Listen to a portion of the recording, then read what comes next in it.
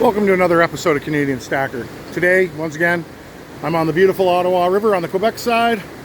I'm on the top end of Lower Ostrom today. Water level is the same as my last video, about 1 3/4. And today I wanted to talk about, a couple of things. One, premiums. Everybody's saying premiums are coming down.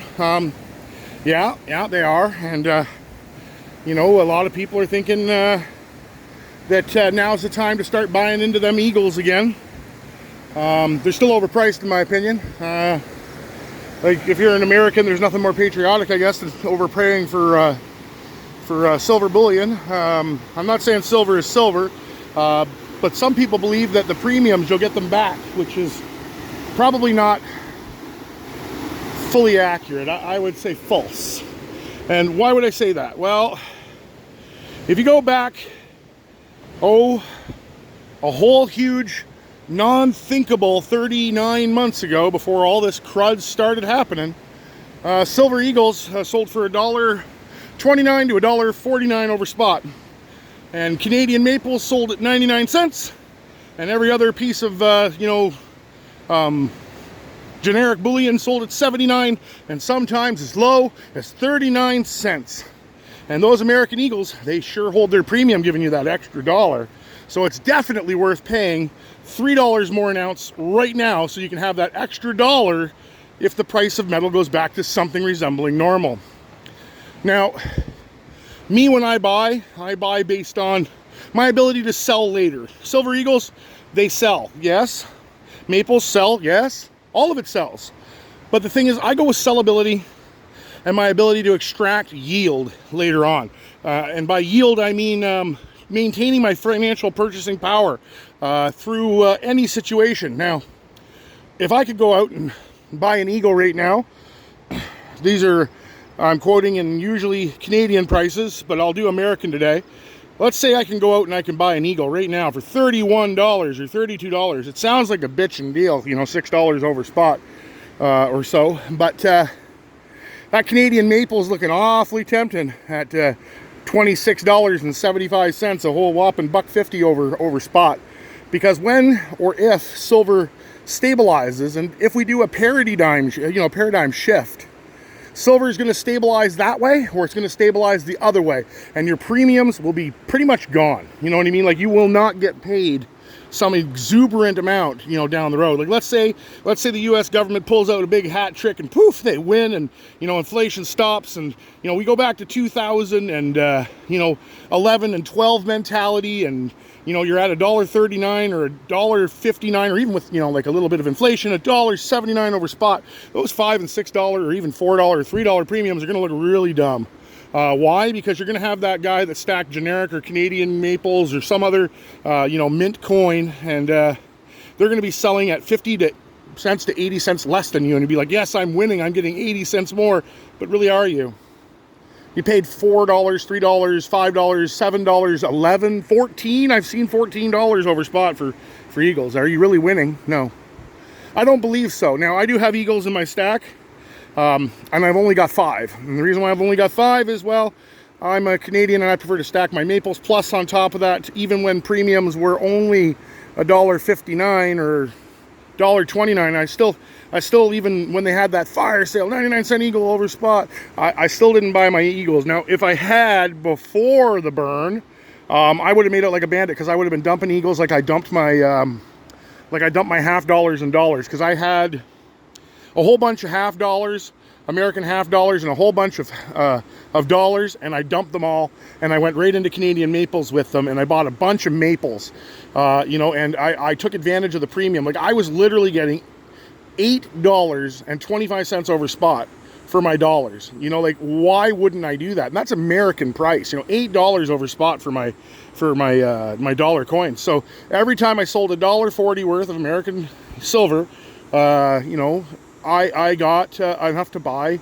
an ounce of Canadian Maple, and $7 extra. So when I was selling them, I was literally, every time I sold $4.20, I got an ounce of silver for absolutely nothing. I didn't pay anything, and I got money in my pocket at the end of the day too. And that's what I did, exactly what I did. Like, I couldn't justify holding on to a metal at, you know, $6 to $8, $9 an ounce over spot, when I could sell my American constitutional silver and step into Canadian junk silver, which was much lower, and Canadian maples, and those magnificent maples, they sure were pretty when I showed them on camera. And that's where my my American junk currency, half dollars and dollars, went, was right into there, because everybody just, they were like screaming for that stuff. And you know, I still got a fair substantial stack of junk, don't get me wrong. I still got some American junk just in case I need it, but I was more interested in trying to beef up my stack, because if what everyone's screaming about happens, would you rather have a fistful of American constitutional silver? Now, bear with me, I have other fractional silver. I am not out anything, so you got to remember, I'm a long-term stacker. I still have probably 60 ounces, 70 ounces worth in junk silver, and then I've got a whole bunch of 1/10, quarter ounce, and half ounce fractional silver, back when fractional silver was reasonable to buy a long time ago in a country far away that doesn't exist anymore, because in my opinion Canada ceased being Canada, you know, about a year and a half ago. It doesn't resemble what I grew up with. But yeah, so I still have my my barterability silver, and I got out of that. So I think I made out very well. Premiums are dropping a little bit. Am I going to go back in? No, not at this time. Will I go in if the spot price gets to a reasonable amount? Yeah, sure. If we get to $1.50 or $1.40 over spot, yeah, sure. Maybe I'll start buying into some more Eagles, but or some junk silver from the U.S. and Constitutional. But I can't justify as a Canadian the premiums. I don't go to America very much. When I do travel to America, I do bring a little bit of silver with me, just in case something goes really dumb and I got barterability to maybe help save me. But yeah, that's pretty much my my thoughts on the premiums. And the same goes with any other metal, be it platinum, be it gold. I don't care what it is. If the premiums are ridiculous and we're stacking for the point of an economic collapse, I'd rather have ounces over faces. You know, like just like the King and the Queen of England on the back of coins that you guys don't like. You know, sometimes you know, that eagle for the price, you know, on the front of the coin, it kind of goes and makes a sour taste in my mouth when I can get that maple leaf for $3 to $5 less American over spot. You know, and I'm not pushing my own country. Philharmonics were the cheapest coin round I could buy a year ago, and I bought tubes, man, tubes of Phils. You know, I was getting them for $2.30 over spot at peak, you know, when everybody was paying $11 for an eagle over spot. I was just like eating that stuff. Why? Because I don't like premiums. And you know, if you disagree with me, that's cool. You know, like, I can understand that. And if you want to stack based on that, why not stack what the 10-90 rule? 10% in your own country, 90% in what makes sense. You know, that way you're still in your own coinage, but 90% bulked up in case you know, there's a good run, right? So with that being said, yesterday I was talking in the video about how silver's almost touching a 1-year bottom. By that I mean a 1-year trend line. So if you look back, I drew a little line on that video of mine. I did it, I'm sorry, I don't have an ability to draw a straight line. I did it with a wand. But if you look where that went, and you go on Kitco and you look at the bottom over the last year of where silver touches, it's been on a bottom uptrend for over a year. Now, if it breaks that trend line, I see silver going down. And I do see more rate hikes, and when the Fed hikes, prices go down. And I see that it's looking like rate hikes are going to keep coming. Like, I know that you guys are thinking there's going to be a pause, and maybe there will be one in September. But I see for sure another at least 0.25, probably half total this year. The Fed's got to keep going, and then next year the inflation demon's going to come back, because when the price of oil comes up, that's what drives inflation. Oil has come up, so unless the price of oil starts to drop, that's not going to happen. So inflation right now, because oil has gone up, because we've stopped drawing down the SDR and we started filling it, inflation's coming back. Canada had the same thing happen to it. We stopped raising basis points. We did a little test run of that, and boom, inflation was slowing. It's still there. It's still disgusting. but it slowed, and they're like, hey, we're going to give it a pause, and they did, and poof, the inflation beast is back. And now they're raising rates here again in Canada, and I believe they will continue to do so for a while.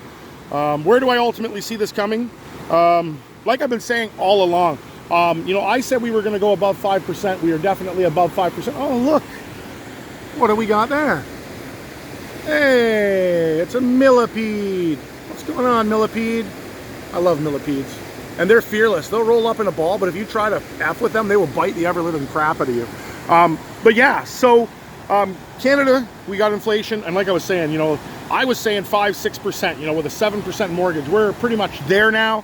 I am seeing 8 to 9% now as a target, and I'm adjusting. Like we adjust our long-term view based on what we see in the numbers. Do not trust people going to the moon, and do not trust people saying, oh my gosh, it's the end, oh, we're bottoming out. If you do your due diligence and you know how to read the markets, and I'm not financial advice, I'm a dude down by the river, and I'm having a dream of helping like-minded people out to enjoy, one, nature, two, to be financially independent and sovereign, okay? Sovereign independence of your own financial future and your own financial wealth is the most important thing you can do. And since the 1970s, there's been nothing but us selling our financial sovereignty off to banks and funds and all that to try and get ourselves more freedom. Why not spend the time and educate yourself? So my long-term view has changed, and I'm seeing a 8.5-9% in Canada mortgage for stellar credit. For cruddy credit, you're looking at 10.5-11%. And I see this as seriously happening, and very soon. Like I have no doubt by the end of 2024, we're going to see something that we haven't seen. And why? Because they have to offer more yield value.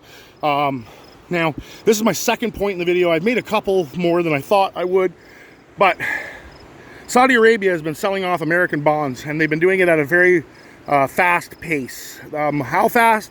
Well, they sold off about 40% of their bonds over the last 12 months. If you actually go and look, they're at the lowest point, to my understanding, since around 2016 for bonds. Now, in good times, we buy bonds because they're a sure thing. In bad times, we sell bonds to stabilize our own markets. So Saudi Arabia is doing what Saudi Arabia needs to do to stabilize their own markets. Here comes some rafts. Eye candy. So they're doing what they can to stabilize their markets. Is it deliberate? Are they trying to take down the American dollar? I'm going to be 100% honest. China has so much in bonds right now. Like, yeah, I know they've sold off some, and Japan has sold off some, but they don't want to tank the American dollar quickly. They want to suck as much juice out of you Americans as they possibly can. They literally love sucking on the tit of America. And if America stabilizes a little bit, they'll buy more bonds. If America continues to look like it's destabilizing, they'll sell. And, that's just how she rolls. Do I see this as a deliberate attack on the American system? Not yet. I don't see it as of yet. But that doesn't mean that it's not happening. I'm a realist.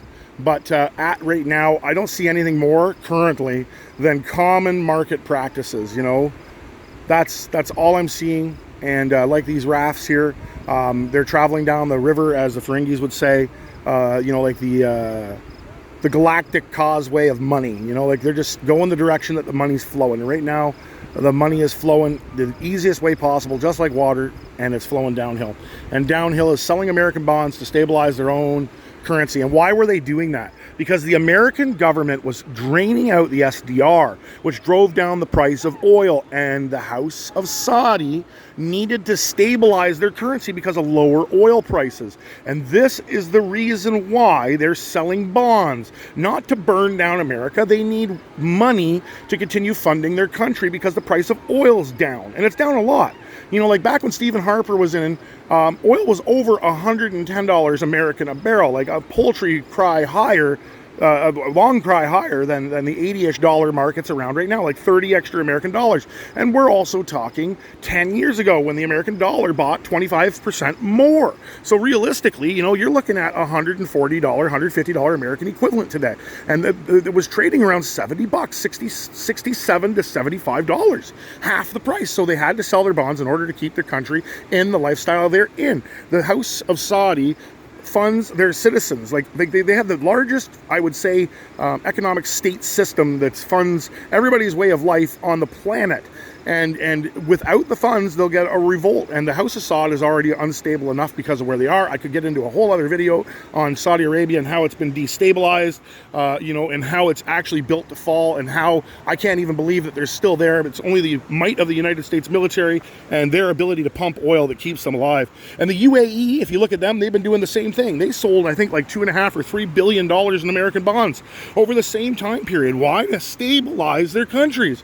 Once again, you know, the United Arab Emirates, another constitutional monarch, or whatever the heck they call themselves, you know, it's the same thing. They're selling to protect themselves. Also, Saudi Arabia was in a war. They had to fund the war. They had to pay for new equipment and all that. Like, we need to be more three-dimensional than two-dimensional. Like, all these other people that are these doomsayers are all two-dimensional. They look at the market in one way. They say, oh, I'm telling you this and this and this, and yeah, they get some points, you know. But once again, I don't see the American dollar collapsing in the immediate future. It's a whole bunch of cuts. It's a death of 1,000 billion cuts, you know, like literally everything is, you know, relative. So if you look at the US dollar from the point of view that it's the world reserve currency, it holds 58% of the market share, but it also holds around, I think, 89% of all transactional stuff. You know what scares me more than, you know, and that's in the SWIFT system. You know what scares me more than anything else, and nobody talks about it in regards to the American dollar system, is the fact that the Russians, literally, they're saying XRP's bump came because the U.S., you know, like they decided that, you know, they could win their court case, and that's why XRP went up, and that's why there was a little bit of a crypto bump going on that had nothing really to do with that. It had to do with the Russians saying that they are going to trade outside of the U.S. dollar system in XRP in order to end financial transactions. So they're basically saying that we're going to end run around the U.S. government, and we're going to utilize this as our means of final payment. So once again, that is, I think, what bumped the system. I don't think it really had anything to do with anything other than that. You know, like, let's be realistic here. You know, like the U.S.'s share, yeah, it's dropping, but it's not precipitously falling off some cliff. It's a slow grind. And if you look at cryptocurrencies as a way to look into, you know, how these other countries are trying to end run the U.S., well, I'm telling you right now, crypto, if it goes and takes off like they say it's going to big time, that's what's going to end the US dollar. It's not going to be China. You can't trust China. It's not going to be Russia. You can't trust Russia. It's not going to be the BRICS. Who wants to get and buy into a bunch of stuff that has the, literally has the human rights that's there? Like, I could go on for hours. I could rant. But, like, nobody wants to be in that, you know? Oh, they got boats stuck. That's amazing. You see that stuff, guys? Look at this. This is what happens when you run river left. You get stuck, and you got to figure out how to get off. And these kayakers are going to have to probably get out of their boats and go and drag them off, because that's their job today. You know, that's their job. But, hey, it is what it is. So, like I was saying, crypto, if anything, is going to end the US dollar as a digital replacement, but gold and silver are king, period. You know, everything is right now denominated in US dollar terms. If the US dollar implodes and crypto becomes king, everything's going to be denominated in crypto based upon the purchasing power of gold and silver. So nothing's going to change. It's just going to be the leopard's got different spots. So we all know where the real money is. I'm not saying that crypto's money. I'm just saying, you know, like, I'm looking at where things are going. And I said yesterday I bought into XRP. I bought into XRP because I bought before everything started to climb. I made a little bump on that. I'm not saying that crypto is an awesome place to put your money. I just put a little bit in there. I'm not telling you to put anything in there. Once again, I'm just a dude by the river. I don't know anything. I cannot give financial advice, but I do know that I see what the powers that be said, and well, good enough for me to put a little bet there to try to make like 10%, you know. And I made my 10%, and you know, I'm still in. It came down. Who cares? You know, like I said, it's just my play money. If anything under 5% is play money for me. So that's the way I look at that. But you guys should be looking at news and financial news of what countries that are misaligned with the U.S. are saying they want to do. So if they're saying they want to put money, their fiat into crypto, and they say what crypto they're going to use, I'm going to take them at what they say. Like I take the Fed at what the Fed says. You know, I just try to read the tea leaves a little bit better than most. So that's what I suggest you do. Go watch the finance guy from Russia and the finance person from all the other countries, and then see what they're doing, and read the tea leaves a little bit, and maybe you could get into picking out something that's of interest. But my primary thing that I do is I stack gold, I stack silver. And that's where I like to keep the majority of my funds. And I am a prepper at heart. I'm an outdoor wilderness guy. Y'all know that. Y'all see my videos of me walking around. And yeah, this video has gone on a little bit longer than normal. We're at 21 minutes. Holy cow. John, you're going to be happy. You love it when I rant. You too, Terry. Anyways, if you enjoy this kind of content, please consider subscribing and leaving a like and share. I would greatly appreciate it. It means a lot to the channel if you share. And you know, once again, I hope you have an amazing day and you keep your thumb to the sky, keep on stacking, keep on prepping, and until next time, Canadian Stacker out.